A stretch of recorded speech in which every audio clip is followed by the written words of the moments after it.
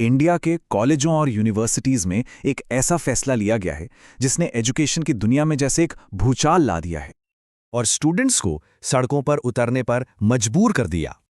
मामला इतना ज्यादा बढ़ गया कि देश की सबसे बड़ी अदालत यानी सुप्रीम कोर्ट तक को इसमें दखल देना पड़ा। और अब पूरा देश यही पूछ रहा है, यूजीसी सही है या गलत? तो आज हम इसी पूरे मुद्दे को, यूजीसी के नए रूल्स, प्रोटेस्ट्स और सुप्रीम कोर्ट के स्टे ऑर्डर को बिल्कुल आसान भाषा में समझेंगे। ये टॉपिक हर स्टूडेंट और पेरेंट के लिए समझना बहुत जरूरी है। अच्छा, तो चलिए शुरू से शुरू करते हैं। सबसे पहले ये समझते हैं कि आखिर ये यूजीसी है क्या। यूजीसी यानी यूनिवर्सिटी ग्रांट्स कमीशन एक सेंट्रल बॉडी है जो इंडिया में कॉलेजों और यूनिवर्सिटीज के लिए नियम कानून बनाती है।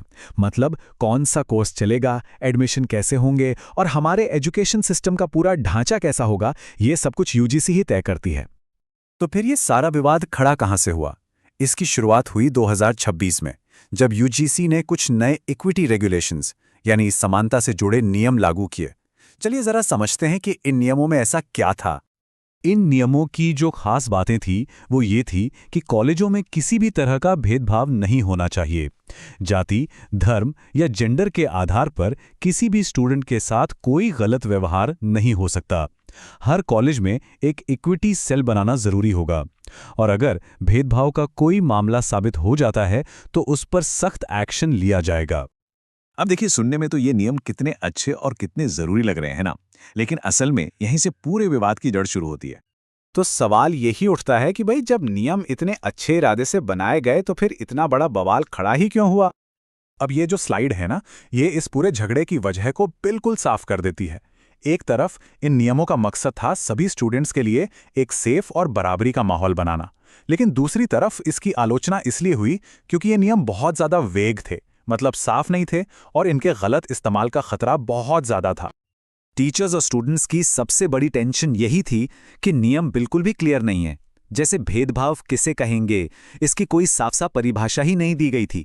इससे ये डर बैठ गया कि कोई भी किसी छोटी मोटी शिकायत का गलत इस्तेमाल करके टीचर्स या कॉलेज को ही मुसीबत में डाल सकता है।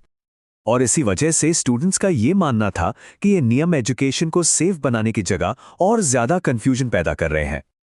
ओ बस, इसी कंफ्यूजन और डर का नतीजा ये निकला कि विरोध की जो आग कैंपस में लगी थी वो सोशल मीडिया तक फैल गई और देखते ही देखते ये एक पूरे देश का मुद्दा बन गया।